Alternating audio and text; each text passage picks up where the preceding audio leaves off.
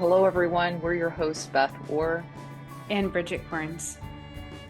And welcome to Click Moments and Passionate Pursuits, the Unfolding, where intuitively guided conversations are followed with feral faith, enthusiasm, and joy, bringing new insights, inspiration, and perspectives along the way.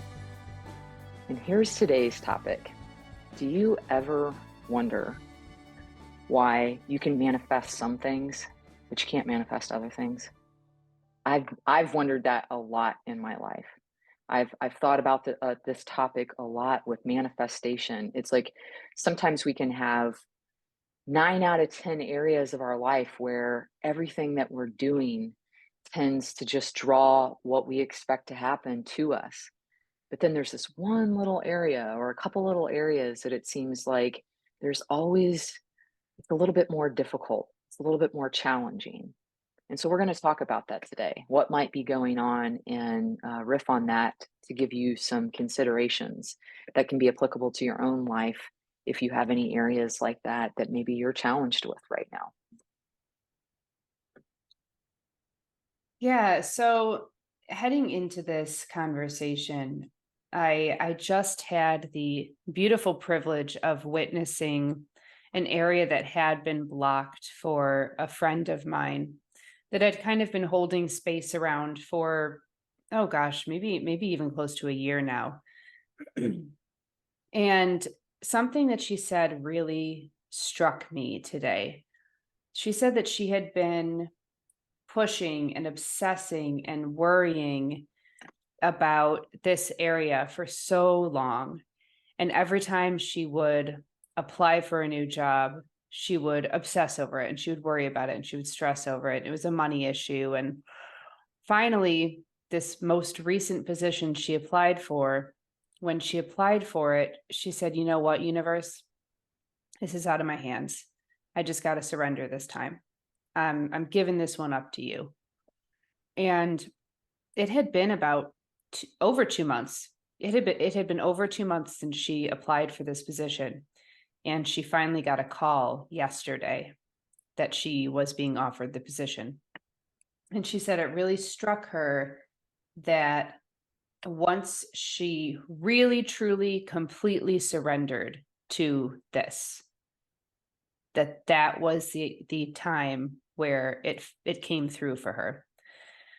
So I have a couple thoughts around that, but I also reflected back to her that the timing of this specific opportunity was perfect. And she wouldn't have known the circumstances surrounding that timing being perfect on her own. Like there was no way for her to know all of the things that were going to go on in her life in these past couple months. And she wouldn't have wanted to have a new job going through all of those things. So it really was this opportunity for her to show, I guess, her faith in this higher plan for her life. But also, when we're in this period of waiting, sometimes it's not apparent to us the reason why we are waiting for something. And we just need someone to hold the space for us and say, "I know that it's really hard for you to wait for this, but your opportunity is coming. Your breakthrough is coming. This thing is coming for you. It's already in the universal image of things. It's already here. But because we are frozen in this time-space area, we don't see it yet."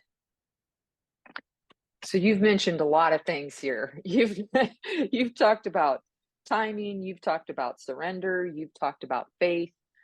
So we can go in a lot of different directions with this. And I think what's probably important to the listener is, why are these important? Like we're throwing that around like it's super clear that why timing and why surrender and why faith is important. And I think it would be good to go into those and say why. Yeah. From a timing perspective, there's always there's this concept of it's not just about us and what we want. It's about the totality of the higher good for all in the circumstances that are involved. So one of the things that I've recognized is with things that I haven't received that I've wanted in my timing, I've recognized that everybody in the circumstance that I'm working with, it has to be like released inside of them as a yes. Mm, So if you're working with an organization and you've applied and they're like behind the scenes, which we don't know, "Ooh, I don't know how we're gonna do this," or "This isn't a good time, and we need to do another 6 weeks so that we" the moment that they're like, "Yes, we're good, the funds are freed up," that's the energetic frequency that aligns with us, and the internal people that are involved in it have that similar frequency. There's a yes frequency.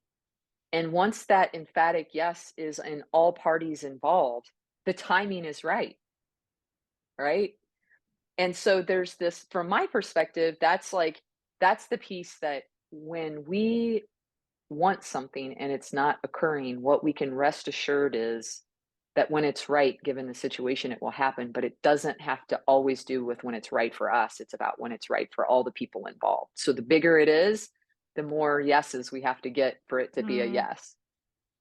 Do you think there's a tipping point of yeses, or do you think it's like it has to be everyone involved? Because I know that another way of looking at this is it cannot interfere with the free will of any others who are involved in that outcome. That's a great distinction. When I say yes, I don't mean like a yes in the affirmative. I mean a yes in the free will of the outcome of whatever that person is thinking. So it could be that something doesn't look like a yes, like one person is like, this is what I want, and it's not a clear yes, but it's a yes given what they're asking for. Mm, So it's like it's aligned to this larger asking. Even if that person, this is where it gets complicated. Even if that person is asking, if they're asking for one thing from the universe, but their emotion is different, it's going to align with their energetic emotional frequency. So it's not what they're thinking they want, it's what is inside that they're feeling. And that's going to be submitting something into the universe. This is why we could go crazy just like sitting around thinking about why something isn't happening, because all we can do is do our action and mine our emotional frequency. Like if we are sincere about something into the universe, the best thing we can do is to trust that the timing, if we've submitted into the universe that this is what we want and it's not hurting anybody, it's for our highest good, we genuinely want it to align with the higher good of other people, we literally, the only thing we can do at that point is to submit it and then take inspired action. Because mm, to try to figure out the will of others, it's not going to be helpful.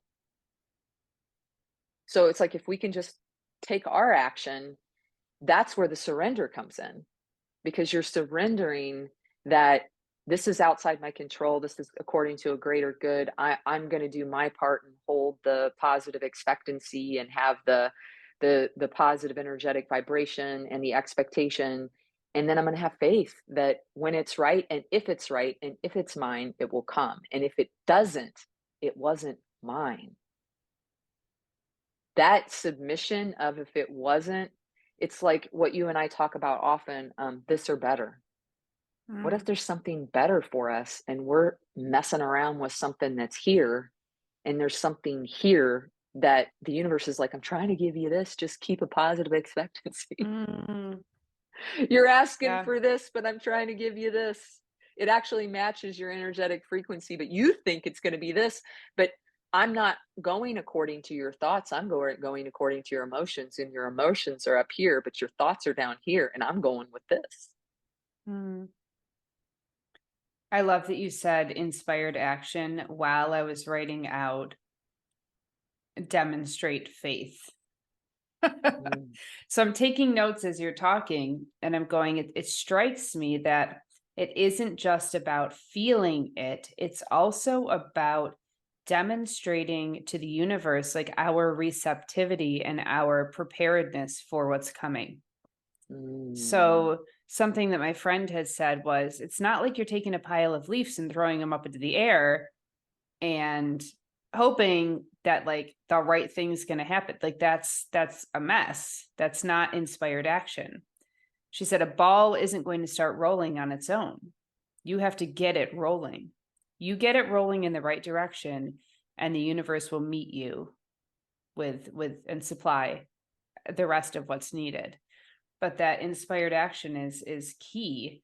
And also, because I'm just right, like, so I pull out Bible verses a lot, and it's not because I'm trying to like bring the Christianity into the room, but it's because this is a collection of books that really essentially was written and channeled from higher wisdom.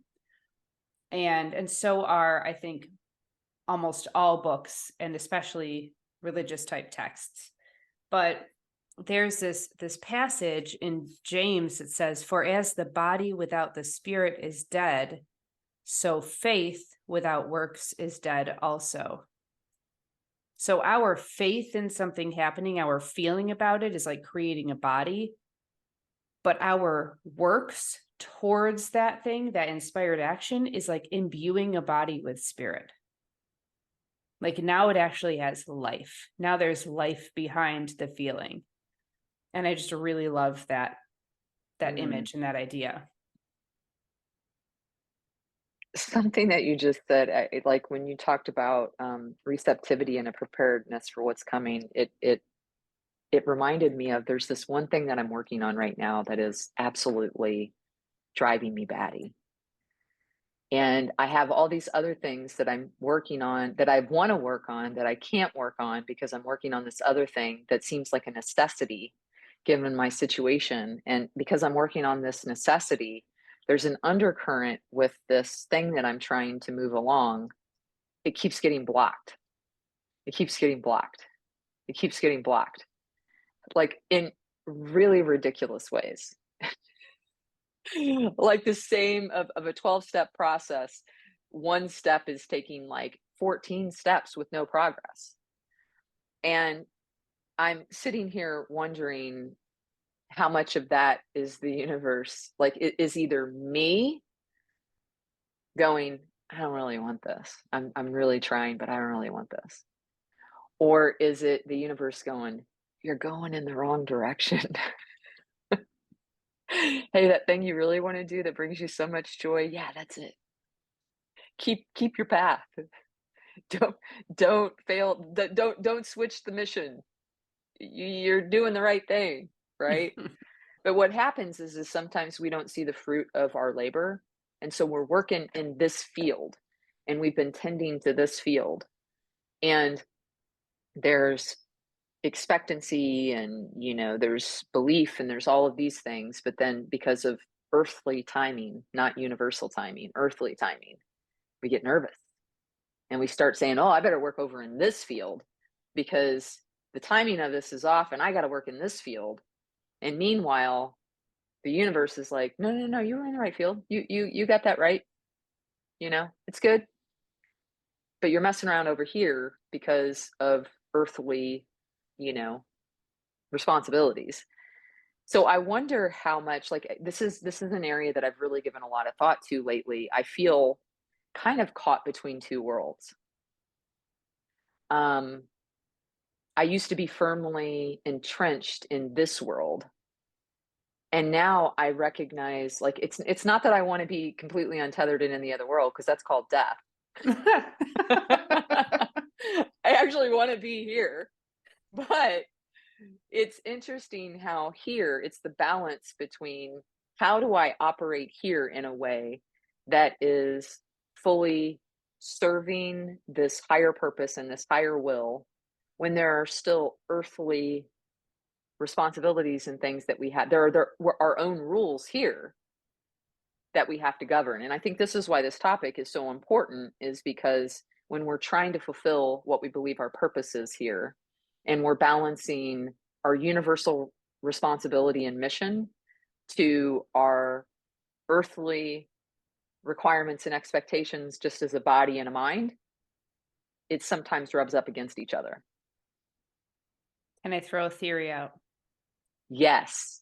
Great. I would love a theory.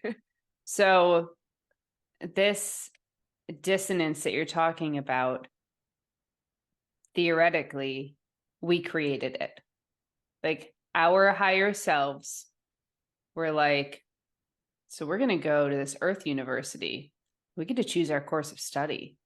And like, we're not fully in control of which professor shows up to teach which class, but I want to take these classes and I want to learn these big lessons. Like this is going to be my essential question. Okay, when I was teaching, we were supposed to have an essential question for each unit and even for each day of learning, but really for each unit. What is the essential question, not answer, but question? This is where I grew to love questions that we are working towards answering with this learning.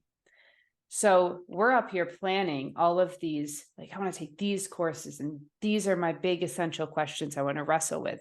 And it all sounds so great and exciting and full of learning, for lack of a better word.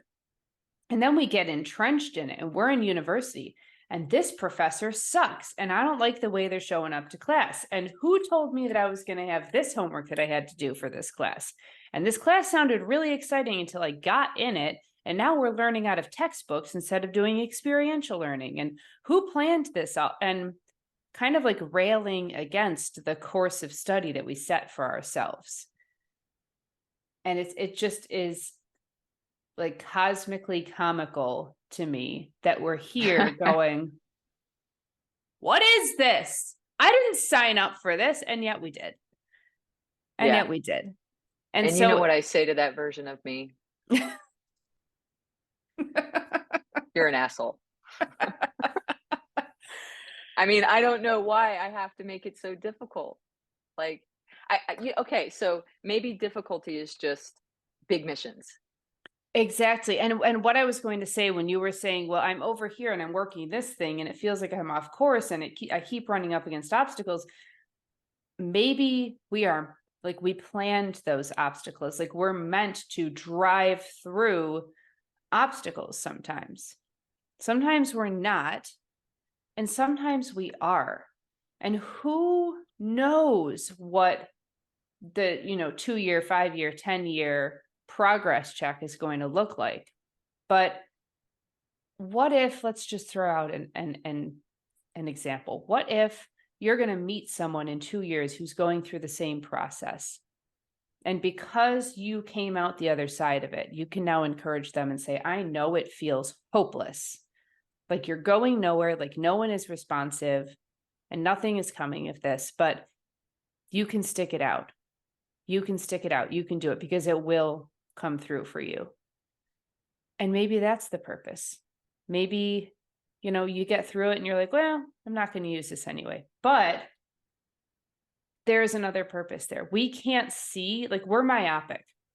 We can't see what all of those potential purposes are. We just have to have faith in the fact that if we got ourselves into this position, that sometimes it's just right to stay that course.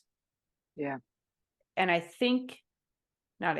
know that you know your internal compass well enough to know whether the truth is like abort this mission or no, this is frustrating and my ego is suffering, but I'm supposed to be here. Mm-hmm. Yeah. Yeah, a lot of that resonates with me. I feel like I definitely know that what I've been through over the last 4 years was for, I wouldn't have this Authentically You program, and, it took me a year to back do. This is what happened to me, and all of these things happened, and it was tough, and it was a struggle, and I finally was able to break out of this life that I had and get into this other area, and there's a method to it. There's a framework to it, and I want to share this with others so they don't have to suffer as much, right? Mhm. If you want to suffer, okay, but if you want, to be able to see what other people have done, that would have been super helpful to me if somebody had said, "Hey, I've been through this. You're going through this now at the very beginning, and I've been through it, and I know a few things that might be helpful to you on your journey," right? so that you can anticipate it and have tools and stuff. And honestly, if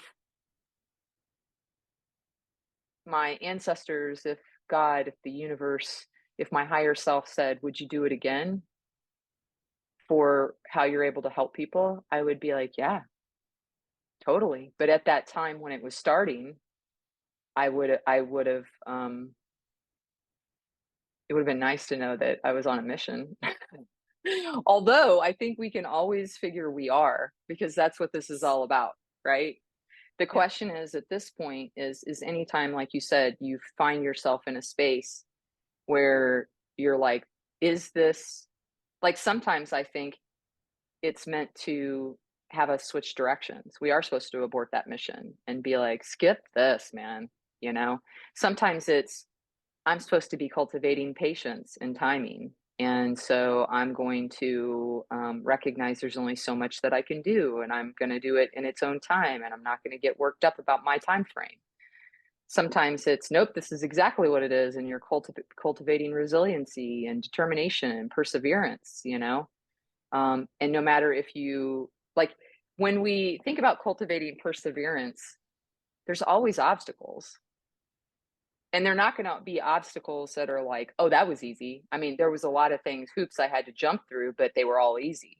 Mm-mm. Usually there's some pains in the butts along the way that you're just like, oh my gosh, that was totally ridiculous, you know? Mm-hmm. Um, but I do think that, you know, there's many different things that could be cultivated throughout whatever it is that we're working on. And if we can get that mindset of this is for a reason, then it allows for us to keep our frequency, our energy as such that we can attract what, because that's the thing that gets me is I don't want to attract something that matches this new energetic frequency of frustration. Like, I've been up since early this morning and almost everything I've touched today has turned to shit. I mean, I never cuss on these podcasts. It's like there's just a little remnants in me, right? And that's where it's so important to recognize and take social responsibility for pivoting and mining that frequency, because especially because I don't want to hurt the people around me, right? By being in that space and not being my best self. Mm. So another thing that I was thinking as you were talking was, if we planned this course of study,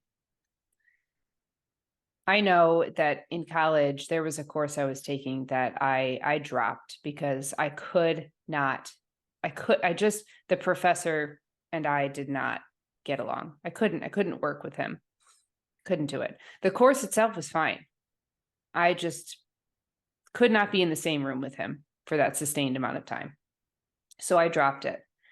And, I returned back to that course with someone else and completed it.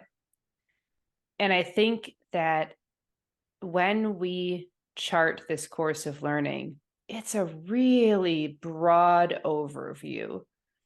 Like, I think we will be shocked when we find out, oh, I did that whole lifetime just to learn those two things. Like, that was what I went for. I went through all of that just to learn those two things. Okay.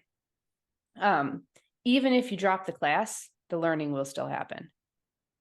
So go ahead, drop the class if you must, but understand that if you were meant to learn that, if you came here to learn that, you will learn that. Mm-hmm. Mm-hmm. And maybe the track you're on right now is the accelerated track. And if you drop it, you're going to get put on the slow track. You're still going to learn it. And you can Right. see the evidence of this in your life if you look back, if you're old enough. What's getting repeated? Mm-hmm. What lessons keep coming around? What do you keep noticing? Like, one thing for me that I've noticed, and I've finally, I think, I hope, and I pray, learned this lesson, is that we can't change people. We cannot change people. We have no autonomy in someone else's life to change or to make decisions for them. People are the way they are, and we can either choose to love them as they are, or we can choose not to have them in our lives.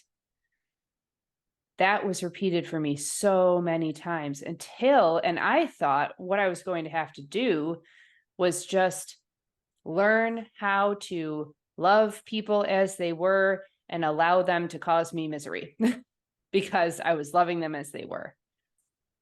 And that's fine, but that's not the point of the lesson. The point of the lesson was, you can love people well and release them. And that's okay. You can still say, I love this person. I see no fault in them.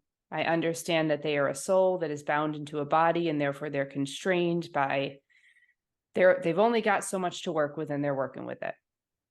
And I love them for that. And also, I don't have to allow them in my life. And that was hard because I thought I had to allow everyone access to my life. Otherwise, I wasn't being fair. And I think I finally got this lesson. Like, there were some over the past, I guess, like pandemic time and even pre-pandemic, there were some relationships that I finally was able to let go of and say, I'm not letting go because there's any animosity. I'm letting go because it's just what's right for me. And I can still release with love.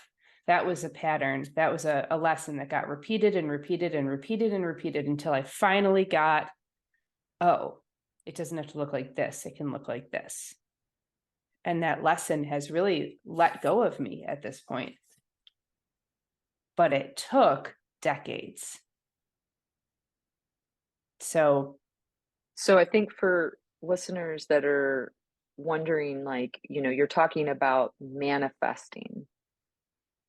And in the universe, there is universal timing, and then there's this earthly timing, right? We will keep in this earthly time, like something will take decades. I've got patterns that have taken decades, right? Yep. That there's other patterns that I'm still aware of that I'm trying to get a different result, right? And I'm trying to be mindful of. So when I'm thinking about what I'm manifesting, we can't manifest something different until we have awareness that we're part of the manifesting. Right. So many times there's this external locus of control, and we think that God or I'm a victim, why does this keep happening to me? When we have this external, something is giving me something is doing something to me, we are going to keep getting the same thing over and over and over and over again. Yep. When we start to have awareness that it's a pattern and that we're a part of it, in fact, we're a critical part of it because we're actually the beacon sending out into the universe what to give us back. The moment we become aware, it doesn't mean that we can switch it automatically. We can, if we nail it out of the gate, what's happening, right? And we have a lot of awareness.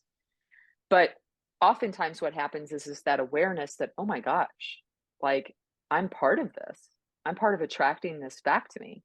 That's the moment that we can start looking at patterns and saying, what are my, like for me, I'm always like, what are my expectations? What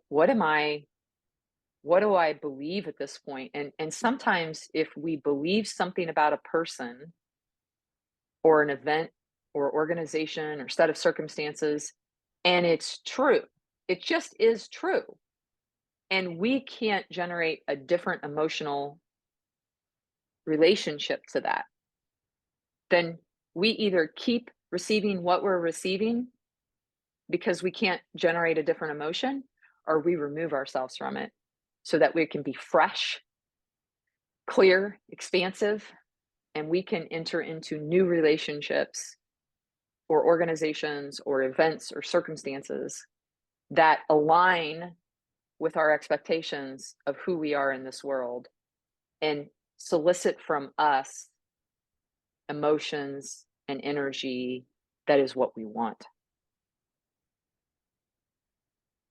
right? Yeah. Because sometimes we can't reach, like, I'm a mission driven person. And if I'm here to accomplish a mission and to be a certain version of me, then I'm aware of how the energy of people around me or who they are in whatever spaces contributes to or takes me away from my ability to make that happen. Like, I get excited thinking about, from a manifestation perspective, what can happen if we are around and consciously choose the relationships of the people that are around us. And they are also equally conscious, aware, taking social responsibility in this mission, wanting to give to others in a compassionate, empathetic way, always looking to love. Like, what could happen in our lives if we were consciously choosing in that way? Mm-hmm. I'm thinking as you're saying all of this, because we're both really strongly mission oriented and mission driven people. How does someone who is so focused on this clear mission that we feel we have, how does that person then work with desires that we have for maybe more human related things? Like, I want comfort. I want um, joy in my everyday circumstances. Like, I would love to wake up in a comfortable bed in a big room next to someone who I love and know that we have plenty of money in our bank account to go do whatever we feel like doing today. Like, those feel very much like earthbound things. And when we're so mission oriented, it's really easy to be fully focused on that mission and forget that it's okay to call in those kinds of things too.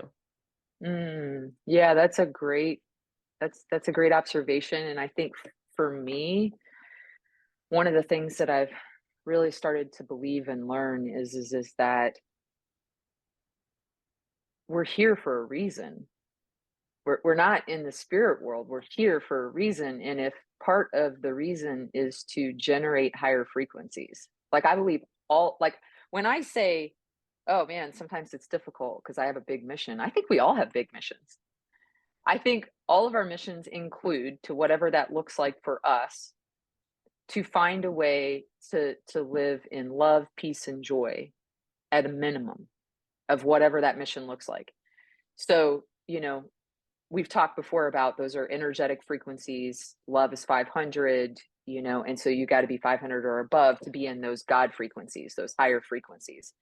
So no matter what our occupation, what our family life looks like, what we're doing in the world, our interactions, ideally, in our mission are generating those types of energetic frequencies, right?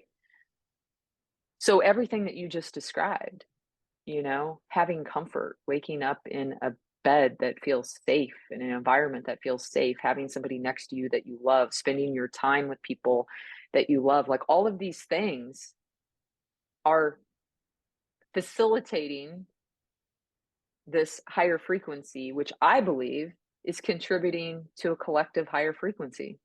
Mm-hmm. Like, if my job in my little neck of the woods is to mine my frequency and try to be a higher frequency because it impacts the people immediately around me, then that's all I got to do. The rest of it, I'm just like working it out, and there's probably this larger mission. And am I going the avenue that can help contribute it? But, the bigger mission is that I'm feeling those emotions. I can facilitate that in other people, and then I'm not taking people off of their path because of my words, thoughts, emotions, beliefs, expectancies, all of that. Yeah. And I'd also like to add that somewhere along this experience, I picked up the understanding that those things that we desire or that we're deeply drawn to are also the things that either our higher selves or God or the universe desires for us. Like, we are a small bit of this divinity that exists out here.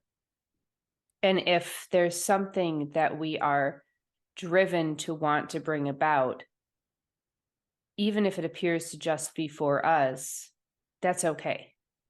As you explained, it's not just for us. Mm-mm. But I hear so many people say, oh, desire is not, like, desire doesn't work with you, it works against you. And I don't believe that that's true. I think there's a different posture that you can have with it, where there's a posture of lack, but genuinely wanting to cultivate something and knowing that that's for you isn't a negative thing. It's just a projection of the desire that this universe has to bring all things into being. I think this is a super important piece of what we're talking about, because as we look at manifesting or not, that posture that you're talking about with desire is incredibly important, because desire actually on the Hertz frequency scale of emotions is 100. So it's a really low level emotion, right? In and of itself, desire is a low level emotion because typically it has a posture of lack.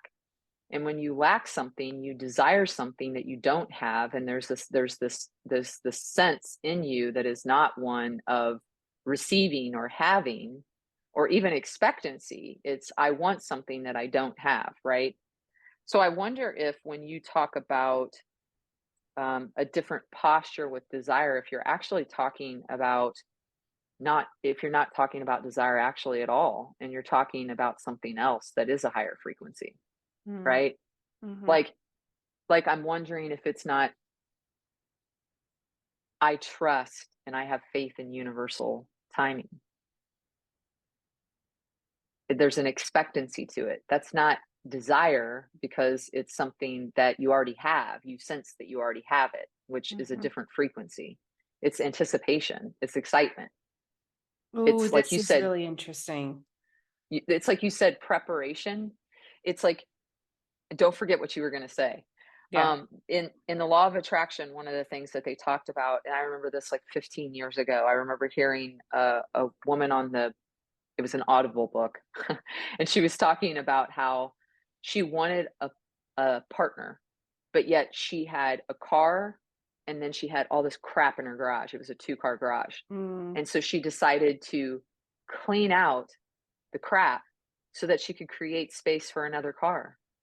And it sent into the universe. Like, she started to, that action started Mm-hmm. her anticipating, and she was preparing for something that she currently didn't have, but it sent an energetic frequency of expectation into the universe that was different. Yeah, it's like readiness. Yes. Yeah. Yeah. That if Like somebody like came a today, you could say, pull in the garage. mm-hmm. um it's like a farmer with a field. Like, the farmer is not just going to send people out there to plant the field without preparing the field. Exactly. That would be craziness, because it wouldn't yield a harvest, or it wouldn't Yes. yield as fruitful of a harvest. What I was going to say, and this is really interesting, this is coming to me now. So, oh my gosh, this was over a decade ago. Over a decade ago, I had this experience. I was at church, and I had this vision of, we had some friends who were struggling with various things, and they didn't understand why the things that they had been praying for hadn't come around yet. And I got this nudge of God saying, it's already done. It's already done. They already have them. It's already done. You can tell them it's already done. And then the image that accompanied that was, we like to walk out into the rain with umbrellas, and we let the water roll off the umbrella. But God was like, turn the umbrella over and see what happens. So in my mind, in this image, I turn it over and I'm holding it so that the handle's sticking up and it's collecting the water. And at a certain point, I had everything I needed. It was full. And the water's just pouring over the sides. And the image was, I can fill you up and fill everyone around you. What you have, the blessings that you have are overflowing. And it's like you're choosing to give them to these people. So tell them it's done. And so I did. I actually told my friends, and this was bold because the things that they were hoping for and waiting for were really, really big things. And I said, I have to tell you, God told me it's done. You already have the thing that you've been praying for. Now, that was over a decade ago. They both have the things that they've been praying for. And it happened within a few years, which felt like forever to them. But I knew I had so much assurance in what I had seen that I said, I promise you it is done. Mm-hmm. And this has happened many times. I've been able to tell people, you know, that thing, it's already done. Mm-hmm. Where this makes a difference is that I think sometimes we're in such isolation together. Like we're together, but we're in isolation together, right? Yeah. We're in each other's proximity, but we're still wrapped up in isolation with what we're suffering with. And what your friends did was they confided in you. They shared their fears and their concerns and their challenges in life, and it gave you an opportunity to be a vessel to what you were sensing. And when you were attuned and sensing the truth of this situation before they could see it, because oftentimes we're so in it Mm-hmm. that, and we want something so badly, and our frequency and energy is, skewed sometimes with it, that we can't see what's already in motion. And when you share something like that, or when anybody shares what they're sensing, it's not making it happen, but what Mm-hmm. it is doing is it's allowing somebody to be assured that it's already happened, which then changes their frequency. Mm-hmm. Suddenly it's like, oh, now their energy has shifted because you've been kind enough to share your vision. And that allows for them to start receiving what it is in whatever time frame. So it affects their energetic frequency because it's Yeah. always coming from us. Like, how many times do we say thank you to somebody that we think they did something, but in actuality, we can't receive anything that we weren't a part of, Mm-hmm. Well, right? I was going to say, and it empowers them to take aligned action where they may have been like, this is hopeless. Why would I even try? Hmm. Maybe what it did, and I know in both of their cases, it did empower them to take aligned action. Hmm. And maybe that was all I was there for, was just like that little like spirit nudge Hmm. of, no, keep going. You can do this. Keep going.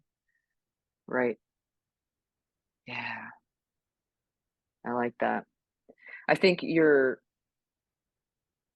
you're talking about this energy, this is an important piece for people to realize is that we have so much agency over what's happening. And the agency, a lot of times we want to see, um, I give somebody money and somebody gives me a product. It's a very quick transaction.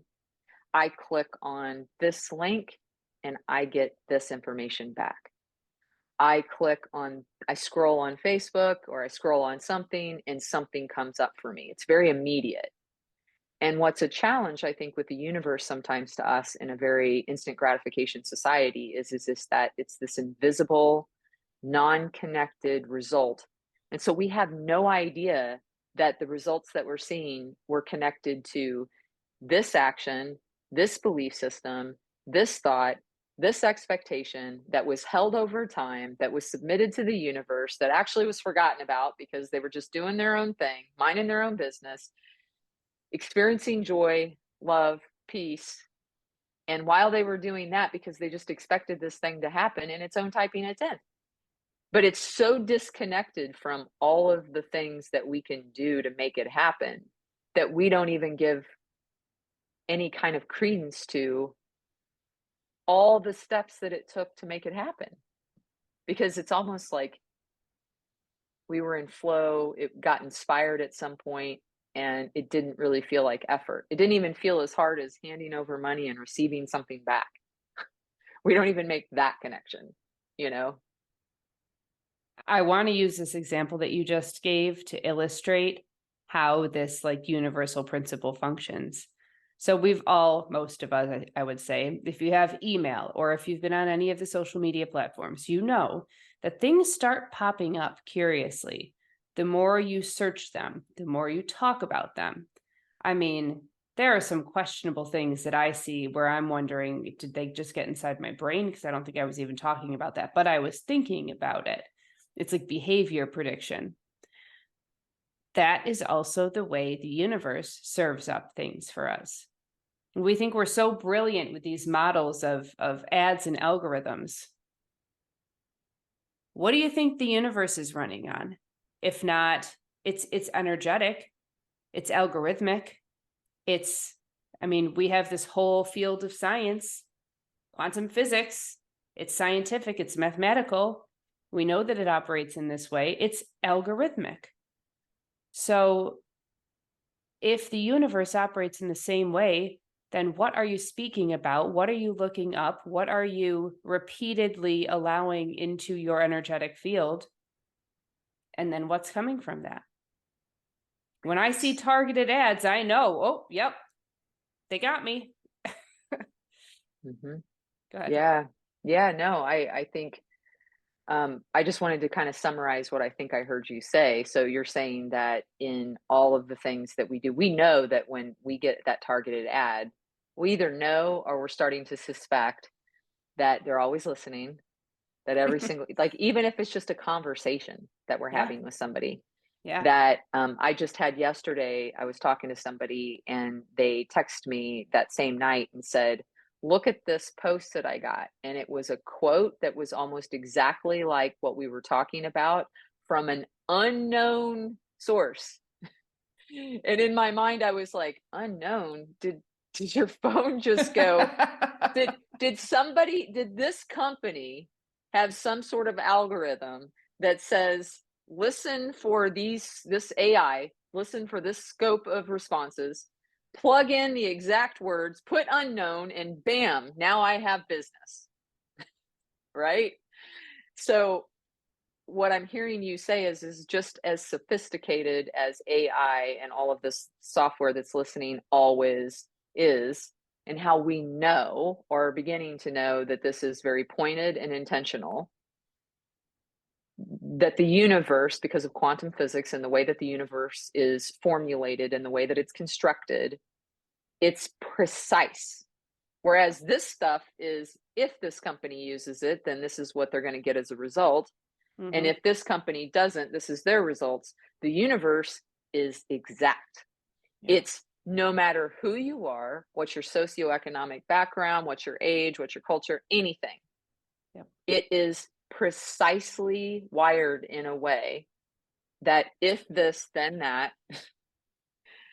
And I think this is why we're talking about this, is because the more you can understand this, it's like the universe gifting us with something and saying, hey, this is, it's like if you're gonna read the Bible and that's your main source of how you act, and you say, well, love is everything. I'm supposed to love my neighbor, and that's everything. And that's how you're operating, and you acknowledge and understand that what you receive is generated from your true actions towards other people, love. Mm-hmm. What if there's other ways that the universe is constructed and it's trying to tell us, hey, love is one of them, but I'm much more complicated than that. And so in the invisible world that I've created, I want to give you as much knowledge of this so that you can learn and benefit. I want you to reap the bounty. Mm-hmm. Yeah. Yeah, you nailed it. Well, you nailed it and I summarized it. just to be clear.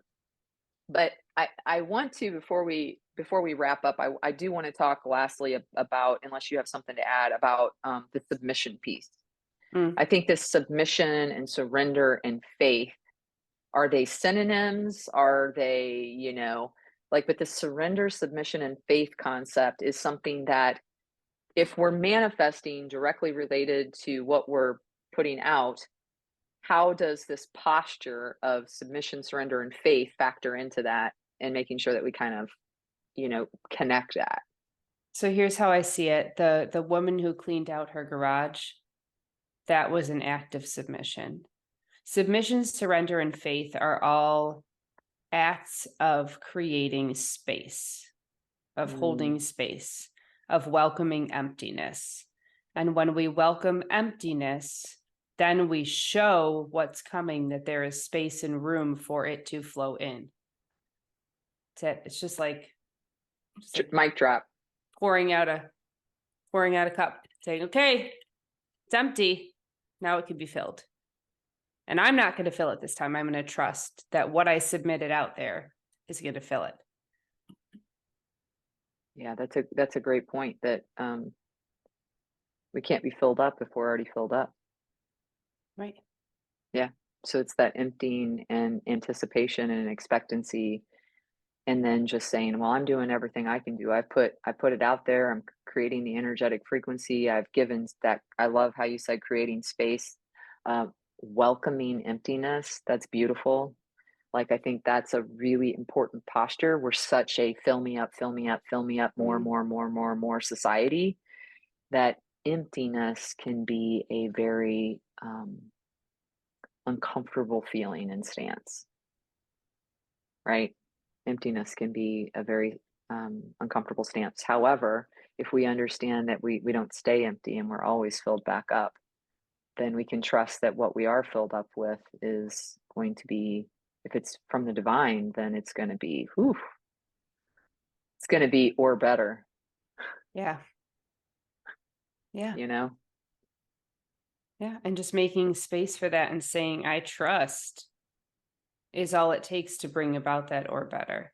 And aligned action. And aligned action. And that can look as small, and you talked about this on your podcast this week, that can look as small as just the next right step. Mhm. Small steps. It doesn't require massive action. It's more the energy and the feeling behind that action than it is the action itself. Mm-hmm. Yeah. Beautiful. I feel like that's a good, I don't have anything else. You're empty. I'm empty. I welcome the emptiness. Well then, a special thanks to Asheville artist Melissa Moss for our cover art. You can find out more about Melissa and her work at melissamossart.com. And a very special thank you to Cloud Cult for our intro and outro music from their song, There's So Much Energy in Us. Find more about them at cloudcult.com.